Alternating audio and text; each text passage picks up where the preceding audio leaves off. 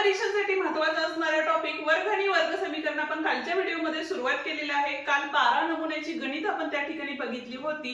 आज आपण त्याच्या पुढची जी गणित आहे ते या ठिकाणी बघणार आहे। त्यामुळे व्हिडिओ शेवटपर्यंत बघा, कारण आजच्या भागातील प्रत्येक गणित सुद्धा वेगळ्या प्रकारचं आहे। ठीक आहे, त्यामुळे अजूनही चॅनलला जर सबस्क्राइब केलं नसेल तर चॅनलला सबस्क्राइब करून ठेवा आणि बेल आयकॉन सुद्धा दाबा, कारण आपल्या अशाच नवनवीन व्हिडिओची नोटिफिकेशन तुम्हाला लवकरात लवकर मिळून जाईल। तर मग चला सुरुवात करूया आजच्या लेक्चरला। काय आहे बघा पहिलं गणित या ठिकाणी। तर नमुना 13 बघतोय, तर वर्गमुळात 450 भागिले वर्गमुळात 72 बरोबर किती असं सांगितलेलं आहे। ठीक आहे, आता दोघांची ऑर्डर आहे ती समान आहे, मग अशा वेळेला आपण काय करू शकतो, तर वर्गमुळात 450 भागिले 72 या ठिकाणी घेऊ शकतो। ठीक आहे, आता आपल्याला भाग घालवायचा आहे। जर तुम्हाला मोठ्या संख्येने भाग घालवता येत नसेल तर तुम्ही काय करू शकता, छोट्या छोट्या संख्येने सुद्धा भाग घालवू शकता। जसं की बघा इथे 9 नी भाग जातो, 9 5 45 आणि 9 0 0 आले। ठीक आहे, त्याच्यानंतर परत एकदा 9 नी भाग जातो, 9 8 72 आले। आता 50 आणि 8 आले, या दोन्ही संख्येना 2 नी भाग जातो, म्हणजे बे दोन्ही 4 1 राहिले, बे 25 10 आणि बे चौक 8, म्हणजे वर्गमुळात 25/4 राहिले। 25 चं वर्गमूळ हे किती असतं, तर 5 असतं, आणि 4 चं वर्गमूळ हे किती असतं, तर 2 असतं, म्हणून 5/2 हे उत्तर काय असणार आहे या ठिकाणी बरोबर असणार आहे। ठीक आहे, हा होता आपला पहिला म्हणजे 13वा नमुना। आता जाऊया आपण पुढच्या गणितात। पुढचा प्रकार बघूया, काय सांगितलेलं आहे बघा। वर्गमुळात 26 चा वर्ग वजा 10 चा वर्ग। आता 26 आणि 10 कशाचा, 26 चा वर्ग आणि 10 चा वर्ग वर्ग करत बसलो तर अवघड होत जाईल। त्याच्याऐवजी आपण काय करू शकतो, सोप्या भाषेत करायचंय। तर ते कसं कराल, तर या ठिकाणी बघा आपल्याला आयडेंटिटी आहे, म्हणजेच काय, तर बघा a वर्ग वजा b वर्ग असेल तर आपण काय करतो, तर a अधिक b आणि a वजा b घेतो, आणि याचाच वापर आपण करून गणित सोडवणार आहे। ठीक आहे, आता इथं काय येईल बघा, a म्हणजे 26 आणि b म्हणजे 10, म्हणजे इथं आले आपले 26 अधिक 10 आणि दुसऱ्या कंसात येणार आहे 26 वजा 10 येणार आहे। तर या ठिकाणी किती आले बघा, 26 आणि 10 किती झाले, तर 36 झाले, गुणिले इथं काय नसतं त्यावेळेला दोघांच्या मध्ये गुणाकाराचं चिन्ह असतं। 26 मधून 10 गेले तर या ठिकाणी किती राहिले बघा, 16 राहिले, बरोबर आहे। आता या ठिकाणी बघा 36 हे कशाचं वर्गमूळ आहे, म्हणजे वर्ग आहे, तर 6 चा वर्ग आहे, म्हणून इथं त्याचं वर्गमूळ घेतलं 6, आणि 16 हा कशाचा वर्ग आहे, तर 4 चा। उत्तर काय आले, साइन चौक किती येतात, तर 24 येतात, म्हणजे पर्याय क्रमांक 3 या ठिकाणी काय आहे बरोबर आहे। ठीक आहे, जाऊया पुढच्या प्रकाराकडे, पण त्याआधी अजूनही व्हिडिओला लाईक केलं नसेल तर व्हिडिओला लाईक करा, तुमच्या मित्रांना व्हिडिओ शेअर करा, जेणेकरून त्यांनाही आपल्या व्हिडिओचा फायदा होईल। ठीक आहे, आणि हाईप द्यायला विसरू नका। आता जो 15वा नमुना आहे तो दोन पद्धतीने कसा सोडवायचा, म्हणजे जर ज्यांना कुणाला वर्गमुळे पाठ नसतील त्यांनी कसं सोडवायचा, किंवा ज्यांना वर्ग आणि वर्गमूळ पाठ असेल तर त्यांनी कसं सोडवायचा ते आपण या ठिकाणी बघणार आहे। पहिल्यांदा काय करूया, एक अवघड पद्धतीने बघूया, म्हणजे ट्रिक्स वापरून बघूया। तर बघा 4096 हा कशाचा वर्ग आहे, तर 64 चा वर्ग आहे। 64 कशाचा वर्ग आहे, तर 8 चा वर्ग आहे, म्हणजे या ठिकाणी बघा 4996 बरोबर किती आले, तर 64 चा वर्ग। पण 64 हा कशाचा वर्ग आहे, तर 8 चा वर्ग आहे, आणि याचा घात दुसरा म्हणजे 8 चा चौथा घात या ठिकाणी आलेला आहे। म्हणून या ठिकाणी आपण काय करू शकतो बघा, तर वर्गमुळात 8 चा चौथा घात बरोबर वर्गमुळात काय असणार आहे, 8 चा x घात, म्हणजेच x बरोबर किती आले या ठिकाणी 4 हे उत्तर आलेलं आहे, म्हणजेच पर्याय क्रमांक 2 या ठिकाणी बरोबर आहे। ठीक आहे, पण जर तुम्हाला हे माहितीच नाहीये की 4096 हा कशाचा वर्ग आहे, तर अशा वेळेला काय करायचंय, तर तुम्हाला सरळ अवयव पद्धतीने जायचं आहे। आणि आता अवयव पद्धतीने काढताना एक गोष्ट लक्षात ठेवायची की इथं दिलेली संख्या कोणती आहे ती बघायची। इथे दिलेली संख्या आहे 8, म्हणून 8 नी प्रत्येक संख्येला भाग घालवत जायचे। म्हणजे काय करणार बघा, इथं 8 नी भाग, 8 पंचे 40, ठीक आहे, 8 एके 8, 1 राहिले, 8 दोन्ही 16, परत एकदा 8 नी भाग घालवा, तर किती आले बघा, 8 संग 48, ठीक आहे, 3 राहिले, 8 चौक 32, 8 8 64 आणि 8 एके 8। आता हे 8 किती वेळा आले आपले, तर 4 वेळा आले, म्हणून या ठिकाणी 8 चा चौथा घात बरोबर 8 चा x घात, म्हणजेच x बरोबर किती आले या ठिकाणी 4 आलेलं आहे। जाऊया आता पुढच्या नमुन्याकडे। आता काय दिलेलं आहे बघा, तर कर्मी चिन्हात 7.01 आवर्ती बरोबर किती असं सांगितलेलं आहे। ठीक आहे, आता अशा वेळेला बघा दशांश चिन्हानंतर 1 1 1 डॉट डॉट डॉट अशा संख्या येत असेल तर आपण काय करू शकतो बघा, 1/9 घेतलं तर 9 नी ज्यावेळेला भाग घालवतो त्यावेळेला इतके आले 0, दशांश चिन्ह दिला इथे झाले 0, 9 1 9, म्हणजे परत किती राहिले, 1 राहिले, दशांश चिन्हाचे 0 घेतला 9, परत 1 1 1 अशी संख्या वाढत जाणार आहे।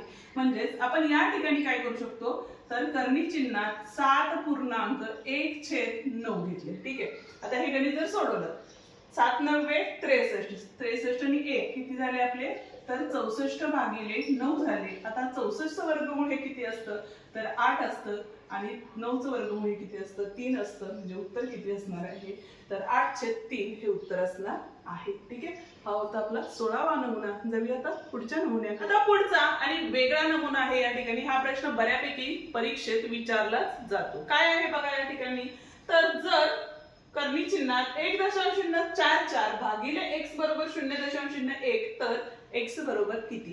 आता या ठिकाणी बघा वर्गमूळ दिलेला आहे, इकडे वर्गमूळ दिलेला आहे का नाही, तर दोन्ही साइडचा काय करू शकता तुम्ही, वर्ग केला तर या ठिकाणी काय होईल, इकडचं वर्गमूळ निघून जाईल. इथे 1.44 भागिले x बरोबर इथे 0.01 चा वर्ग येणार आहे. ठीक आहे, तर आता वर्ग आला तर इथे बघा 1.44 भागिले x बरोबर याचा वर्ग किती येणार आहे, 1 1 1 असणार आहे. पण दशांश चिन्ह देताना इथे किती संख्या आहेत, 1 म्हणजे पाठीमागून 1 अधिक 1 म्हणजे 2 आली. म्हणजे इथे किती आली, 0.001 आहे.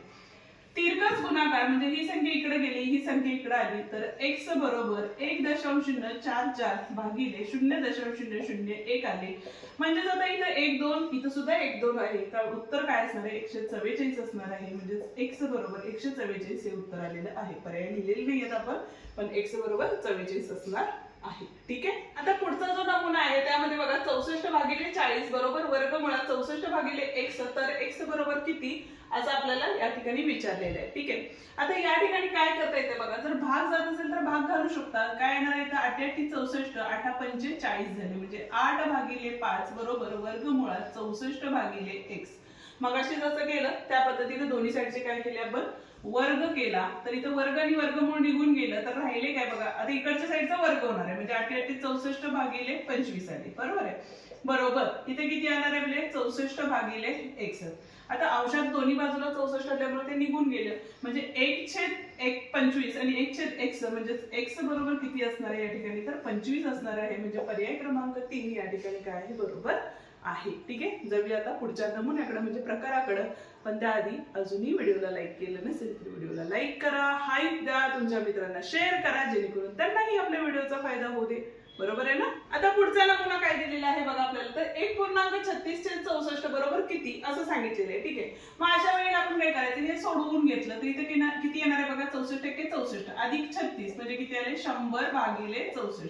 याचं जर वर्गमूळ काढलं तर किती असणार आहे, 10/8 असणार आहे. पण 10/8 या ठिकाणी पर्याय आहे का, नाही. काय करू शकतो बघा, इथं आहे पण इथं काय होईल बघा, जर 10 ला भाग घालवला आपण, ठीक आहे 8 ने, तर 8 1 8 किती राहिले, 2 राहिले. पण इथे किती आहे, 3. म्हणजे हा पर्याय नसणार आहे. ठीक आहे, आता पुढचा पर्यायचा विचार केला तर इथं दोन्ही भाग जातो. म्हणजे 2 पंचे 10 आणि 2 चौक किती झाले, 8 झाले. आता 4 नी 5 ला भाग घालवले तर 4 1 4. ठीक आहे, राहिले किती, 1 राहिले. दशांश चिन्ह दिला 0 झाले. 4 2 8 राहिले किती, 2. दशांश चिन्हाचा 0. 4 पंचे 20 म्हणजे 1.25 हे उत्तर असणार आहे. म्हणजे पहिला पर्याय या ठिकाणी काय असणार आहे, बरोबर असणार आहे. ठीक आहे, जाऊया आता पुढच्या नमुन्याकडे. पुढच्या नमुन्याचं गणित बघूया. 396 या संख्येला लहानात लहान कोणत्या संख्येने गुणावे म्हणजे पूर्ण वर्ग संख्या मिळेल. अशा वेळेला काय करायचं, जी दिलेली संख्या असती त्याचे वर्ग म्हणजे अवयव पाडून घ्यायचे या ठिकाणी. आता अवयव जर पाडले तर बघा 3 1 3, 3 3 9, 3 2 6. ठीक आहे, 3 भाग जातो, 3 चौक 12, 1 राहिले, 3 चौक 12.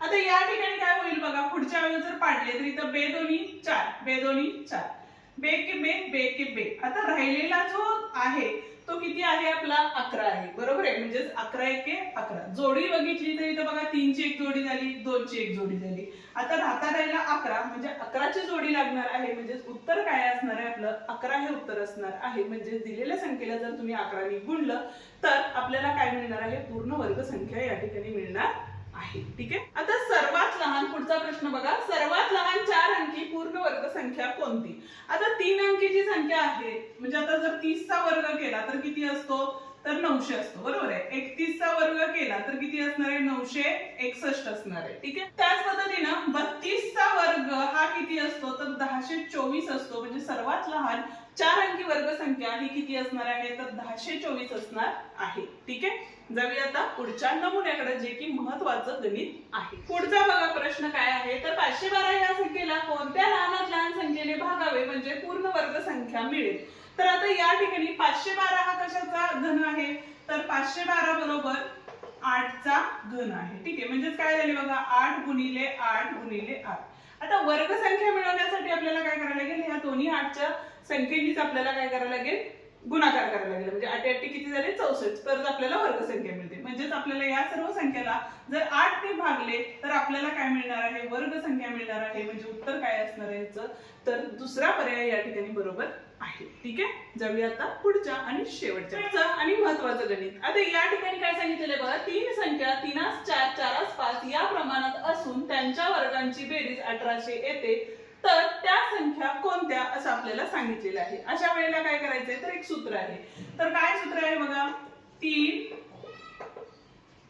संख्यांच्या वर्गांची बेरीज भागिले 2 बरोबर मोठ्या संख्येचा वर्ग असतो. ठीक आहे, आता या ठिकाणी बघा तीन संख्यांच्या वर्गांची बेरीज तिथं वर्गांची बेरीज किती दिलेली आहे आपल्याला 1800 दिलेली आहे भागिले 2 किती आले बघा 92 18 200 200 म्हणजे हा किती आला आपला 30 चा वर्ग आला. म्हणजे मोठी संख्या ही किती आली आपली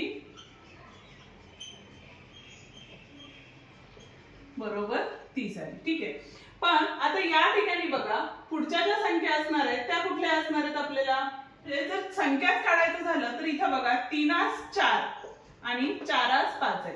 आता मोठी संख्या ही किती आलेली आहे 30 आलेली आहे. म्हणजे किती न गुणायला लागेल 6 न. म्हणजे प्रत्येक संख्येला काय करायला लागेल आपल्याला 6 ने गुणा लागेल.